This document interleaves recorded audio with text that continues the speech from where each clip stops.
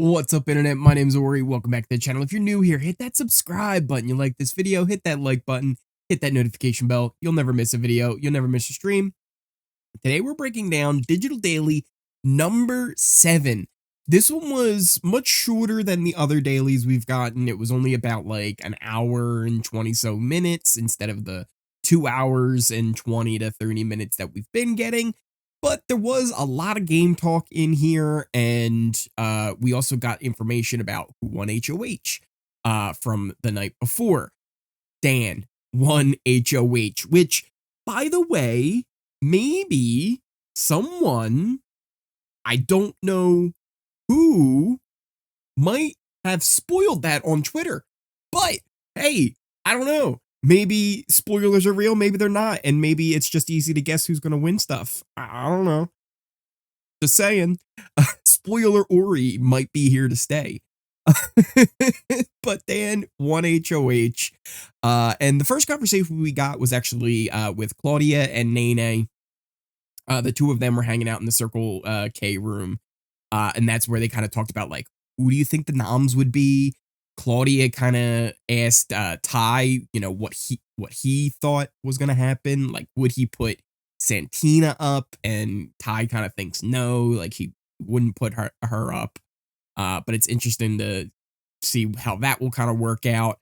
Anika and Kuzi had told Claudia that they don't know, you know, how they sit with Dan.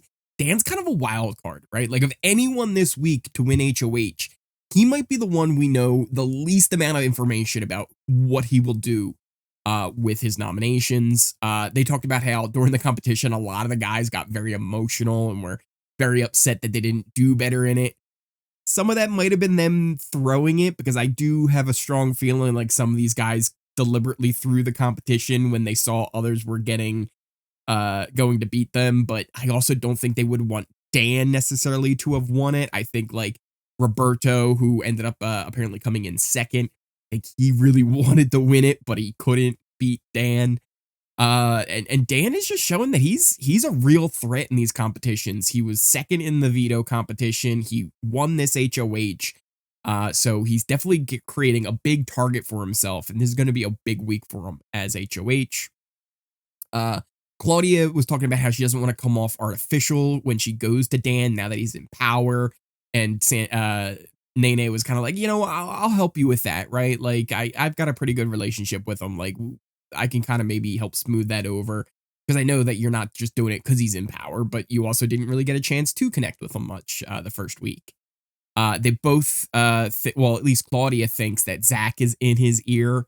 And eventually Rob ends up joining the conversation. They talk about how they all felt bad voting JM out, but they would have felt bad if anyone had to go, right? It all would have kind of stunk. Renee ends up joining that conversation, and then that kind of wraps that one up. We then got Santina and Hope having a little talk about the competition.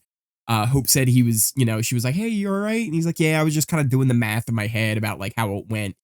He said he went for 10s every trip, which originally was kind of my idea for a strategy, right? Like, go for those like lower numbers that are easy to reach that you don't have to shoot for, and then just make as many trips count as possible. And that's what he was going for. He ended up with over 1,000 points, but he only came 5th. And he wishes he had went for the higher numbers, because people started actually hitting them more consistently. Apparently, a lot of the taller guys were just able to kind of drop them into those 30s and just kind of like finger roll it right in, almost like a basketball shot. So it was kind of better to go for those higher numbers if you could reach them consistently. Daniel and Zach ended up having a little convo where Dak says he's identified who he wants to go far with in the game, but he's like, look, the game's too volatile, and there's only a handful of people like I'm really willing to talk game with at this moment. And Daniel actually says, yeah, there's a lot of people who are willing to talk game, but then there's some that talk no game, and he's not 100% sure where he sits with that. He says he has no clue where Anika and Kuzi are, because they don't really talk game to him, though Anika does talk game to him, so this is kind of a lie to Zach. And then at one point, and I don't know 100% who he's talking about here, but Zach said the queen came at him and asked if he threw a competition. My best guess is that refers to Vanessa, because like I said, they were just talking about Anika and Kuzi. So I don't think with Daniel saying, oh, like Anika and Kuzi don't talk game to me, he would then refer to them as the queen. Like he would be like, oh yeah, you know what? Kuzi doesn't talk to me, or Anika doesn't talk, she asked me, if I threw the competition. So that kind of narrows it down a little bit, right? I don't think he's talking about Nene. Maybe Renee. I don't think he's talking about Renee either, but maybe. My best guesses are Vanessa or Santina. And I don't think he's talking about Claudia that way either, right? So my best guesses would be Vanessa and Santina. But I don't know. What do you guys think? Who's the queen that Zach is referring to? Daniel knew right away who he was talking about. So obviously it's someone who I guess feels like they're kind of in charge, which maybe could lead to it being Santina because she was the HoH last week. But I don't know. I'm not 100% sure. Funny enough, Santina ends up joining, and that's when that conversation kind of ends. We then get Kuzi and Anika kind of chatting. Both of them say they're going to end up talking to Dan tomorrow, probably not tonight. And then there's not much info here, but after there's like game talk in the pool room. So we kind of have a clip of that, and then we go back, and then it's like back and forth with a lot of different clips. We ended up going back to that room, and Jonathan is there now. And they kind of talk about, when the POV will be, how many are out before jury. Jonathan leaves, and then they kind of get back into game talk. So we have Anika said she was, like, what do you think about Zach? And they both kind of think, he was asking her about JM and if Kuzi was a number for him, because that's what Zach had heard. Was like, hey, Kuzi, I'm hearing like you're someone that could be that vote he needs to stay. Is that true? And Anika says, look, you got to be careful with Zach. So both Kuzi and Anika are looking out for Zach. The only problem is it does seem like Anika does talk to Zach a lot. And a lot of the other people think that Anika is under Zach's thumb. So where she truly lies, I'm not 100% sure with that. They also think that Zach would end up going after the boys eventually because he knows he can't beat them in the comps. So that would be interesting to see if Zach would end up going against them, because he doesn't realize I don't think he can beat any of these guys in the competitions, especially with how this one went. But again, he could be just throwing these as well, because I don't think it would be in Zach's best interest to have won this HoH at all. So it's going to be interesting to see what ends up going through with that. Kuzi does think that Dan would go after Santina. She did put him up last week. And Anika thinks Dan has a huge crush on Nene, so he won't put her up. Ty ends up entering, and every time Ty enters a room, it's awkward. He ends up leaving quickly, like without a word, and they just kind of, get back to, what they think Dan's going to be doing. They don't think he put up Nene. They don't think they put up Renee. They don't think Dan would put up Hope, Jonathan, or Vanessa. So that kind of just includes like themselves and a few others. Santina could be, but Anika said that Santina's kind of been all over Dan today, kind of, getting and getting close to him, flirting and doing stuff like that. Eventually, Vanessa comes in exhausted, and they kind of talk about how hard the comp was. But we cut back to a new room with Anika and Daniel and Nene. This was kind of another interesting one because Nene doesn't know how this will go. Like, he could go for the second and third place finisher, which was Roberto and Ty. He could go for Santina for putting him up. He could go and just throw two girls up there. Like, she doesn't know. Anika thinks that she doesn't know where she is with it, but she does think it could be her because, funny enough, Zach had planted that seed with Daniel, saying that Dan would want to put Anika up. It's so confusing when you have Dan and Daniel in there too. But yes, so Zach told Daniel that Dan would put Anika up, and we've got this on the last digital daily. So I'm assuming that's why Anika thinks she would be somebody to go up on the block. But I don't actually think she would be someone that Dan would target. Daniel does think he will go for the boys, but he also thinks he's dying to work with the boys, right? So you don't know. You don't really know where exactly it would end up going. And they talk about how bad his pitch was to them, so they don't actually feel comfortable with that either. And they just all really have no clue what will happen in the end. They they do bring up a good point that Dan might be like the one who's in the best position to really know who he should put up because he was nominated, he was at his lowest point. So he's going to know how people are treating him when he had no power to now that he has power, and how that will all work out for him. And then there was another interesting little conversation, which I'm surprised they included on the feeds with how much they're trying to control the narrative of this. But they kind of talked about how there's not that much LGBTQ plus representation on this season. You had really Daniel and John Michael, and it seems like that might be about it. I don't know if anybody else really identifies with that in the house. They made it kind of seem that way. So it was kind of just an interesting discussion by there. And then even Nene's like, listen, I'm a white girl. Like, what am I even knowing about this conversation? But it's still like it seemed weird that there wasn't more. So I'm surprised they actually even included that because it kind of makes the casting seem poor and like production in general seem like they weren't doing a good enough job. And with them controlling how much they're putting out, like I'm just surprised that was included in this daily, especially with how short it was. Then eventually we got to talk with John and Rob, and they just kind of talk about the competition more. John was playing it safe, going for the lower ones as well, just kind of like Hope was.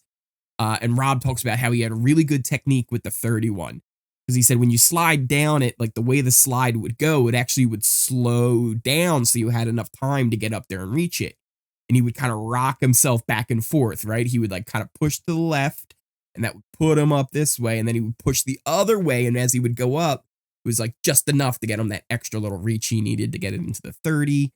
Again, Rob kind of talks about how emotional he was after the competition because he just really wanted to win.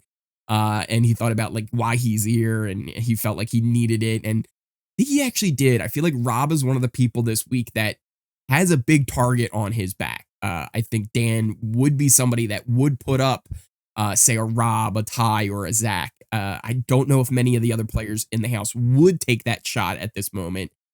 Dan would. So John kind of tells him, he's like, hey man, like don't feel weird about telling me this because Robert's like, I feel weird like talking about how emotional. He's like, no, dude, like one of the things that like no matter what happens in this game, like one thing I'm going to value is the friendship that we formed here. So that was kind of cool. Ty again walks in and it was awkward because he walks in and doesn't really say anything. John's like, hey, what's up, buddy? And he's like, oh, hey, I know, how's it going? And then leaves. Like he doesn't want to be anywhere near Rob. So there's definitely still a lot of tension there with Sweatergate and all that stuff. Hope, they said, was beating himself up for losing, and John's like, yeah, I kind of gave him a little bit of a pep talk, kind of bring him out of that rut. And then Rob thinks he was acting weird with JM, and apparently JM gave Hope his like necklace that said John Michael. Like that sounds weird, but apparently Hope has JM's necklace. I don't know why, but that's what Rob says.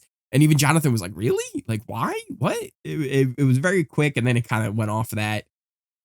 And they said Hope had said we took the wrong guy out.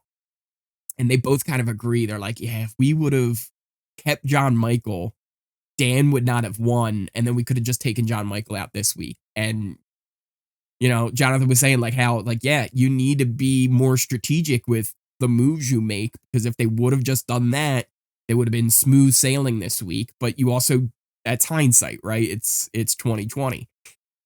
They feel okay with Dan, but they don't know. Renee and Hope ended up joining, and then we kind of cut away from that convo. We then get Kuzi and Vanessa down in the kitchen. They both talk about how like they're always on the same page, and they always know like people are thinking and watching, so they know they don't have to talk too much to each other, but they definitely have each other's back. Kuzi thinks like this could end up being Zach's week again, right? Like this could be all Zach's moves, because he was behind the JM nomination, and they think he will be behind this as well. Dan, again, is seen as that kind of lone wolf, but he's not afraid to make moves, so they're not 100% sure where he'll go. And they both said like he needed the win or he was probably going to be in trouble. Those boys probably would have taken him out. So it will be interesting if Dan does end up working with the boys or if Dan will end up taking a shot at the boys because this is his last shot to really do it. They both would love to work with him. And they think that Santina's in a hard spot because, you know, you put him up, right? So you're most likely someone that he has a really good reason to put up, so it wouldn't be that hard for him. And they also mentioned how hard it was to talk with her when she was HoH, because she didn't give much back, and we saw that a lot too, where Santina would keep her cards very close to her chest, but maybe too close, right? Because she wouldn't give them any info. The convo ends up wrapping up when Renee and Hope join. Santina kind of enters the kitchen as well, so we jump back to John and Rob, who actually has Santina in there now. And then Rob ends up leaving and they start talking about kind of the competition order. So Dan ended up winning with about 2,200. Rob came in second with 2,000. Ty had 1,700. Jonathan 1,400. And then Hope had like 1,140-ish. So that was kind of your top 5 order there. Zach, not even in the top 5. Again, kind of why the girls were talking about Zach would need to go for these guys eventually because he can't beat them in competitions. That kind of convo ends and we head over to Claudia and Ty cuddling. They were cuddling up in the parlor. They talk about, you know, potential veto picks and how that kind of works. Ty just didn't really understand it. They kind of go like, maybe Rob could be nommed. Like that's a possibility. And, you know, Ty's like, so what do you think of that? And she's like, oh, you know, it doesn't affect my game that much unless he's with you. And she like gives him a look, right? Like she's very sus of Ty and that whole idea that there's no guys alliance, like she's onto it. And it gives me the feeling that Claudia at this point is kind of just flirting and getting close to Ty. One, to keep herself safe at this point, but also to try and get information from him the best she can. We then ended up flipping over back to Daniel, Hope, and Anika, who were in the pool room now. And this is where, like, I hope it was a joke. I really hope he's joking around when he says this. But Hope says, listen, if we're on the block with each other, I'll end up using it on you if I win. I'll use that veto on you. And it's like, wait, what are you talking about? And Anika's like, what? Like, you shouldn't do that. And Daniel's like, don't you dare. Don't you dare do that. He ends up shaking with Anika. He's like, Anika, especially you. You said you were going to pick me for the veto, but I didn't get to play for you. So if I play and we're both on the block, I will use it on you. And he goes to shake hands on it. Anika's like, okay. Daniel was like, don't do this. Anika also talked about how apparently she kissed Dan, and Hope's like, don't use that. That's like the lowest of low. Don't use that if you go to talk to him. And then we do end up going back and having a convo with Ty and Claudia, where she said that Zach had asked her how close she was to Nene and Renee. And Ty's like, yeah, I think he's just trying to see how close you are to the other girls. And she like hesitates, but she eventually drops this little thing where she says, yeah, you know what? Like Renee kind of drives me crazy. So she's planting those seeds that she's not too close, but really I think in the background, Claudia is kind of working with Nene and Renee, hopefully to build this girls alliance thing. Speaking of alliances, because that really kind of wraps up the daily. There wasn't really much else as far as gameplay goes, but I did do an update on the alliance chart. So this is the week 2 kind of update, rough draft. It's really hard to get a good read on everything, but I think I've done a pretty good job of compiling everything I think that's going on in the house. Some of these are going to be real. Some of these, only one is possible real. Some are just people playing both sides, and I don't know 100% where people's true loyalties are, but here we go. Boom. This is our brand new alliance chart. It looks a little bit like a jumbled mess, but let me try and explain it here a little bit. So in the top corner up there, you can see the girls alliance. You got Nene, Santina, Renee, Kuzi, Claudia. They're seemingly tight. The only problem with this is Santina, because Claudia's not telling Ty. We know that for sure. Uzi, I don't think, has told Ty, even though they have a pretty good working relationship. I don't think she's mentioned it to him at all.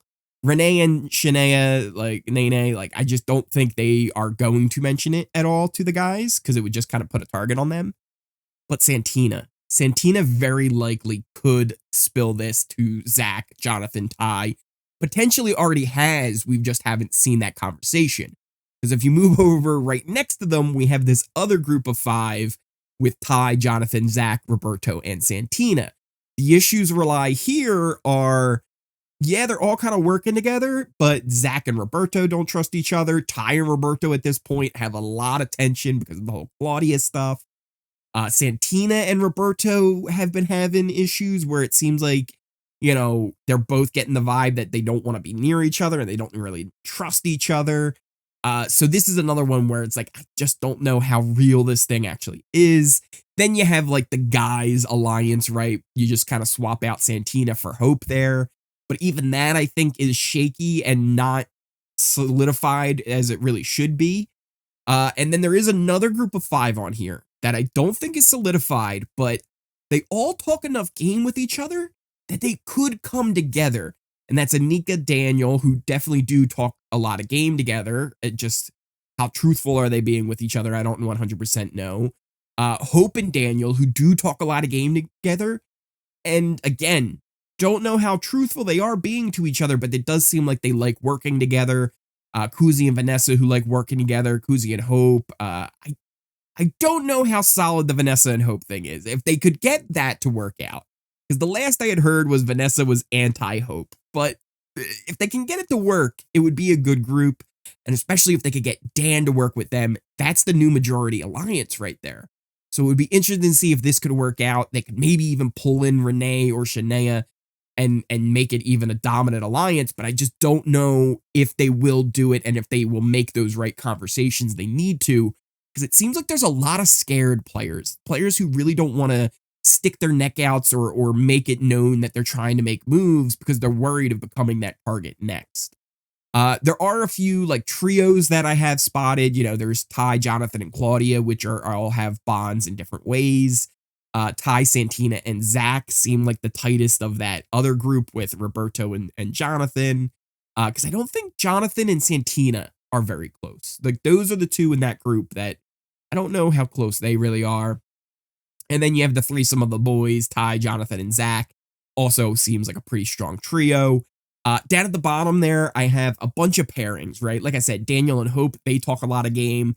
Ty and Zach are very tight. If I had to say who's the tightest and like most locked in final 2 type situation, it's probably Ty and Zach. The 2 of them are really close. Zach and Santina, they're very close as well. I've got Ty and Claudia, though, again, it feels like they're playing each other now at this point. And at some time down the road, someone's going to have to make a move on each other. And I don't know which one is which. And they're so awkward when they are together.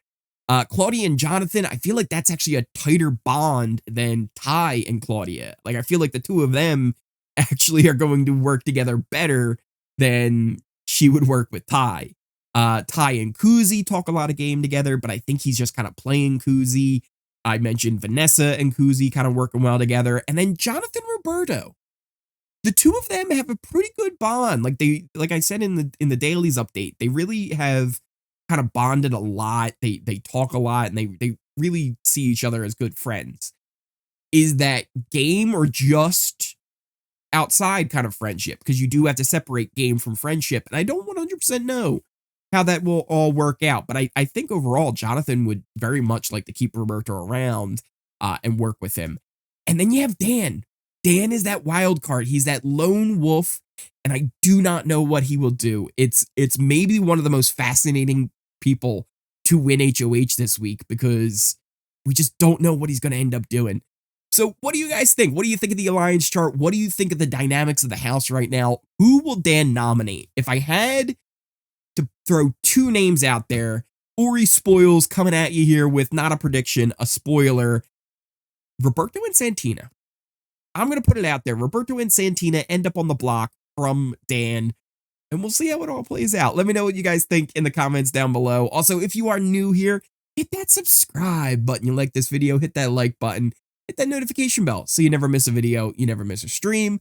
All the links to my socials are down below. You've got links to my Twitter, my Twitch, my Discord. You can check all that stuff out in the description or a pinned comment. But yeah, it was a shorter daily, but we've been getting good stuff. I really feel good about how things are going so far.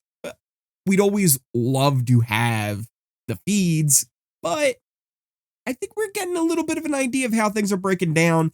There's just so many little questions I have. Like, where does Santina's loyalties lie? What do you guys think? Let me know down below. Do you think Santina's more loyal to the girls? Will she be more loyal to the guys? Let me know. What about Hope? Do you think Hope will be loyal more to the guys? Do you think he will end up going with the Outsiders Alliance because he enjoys those people more as people, as friends? I don't know.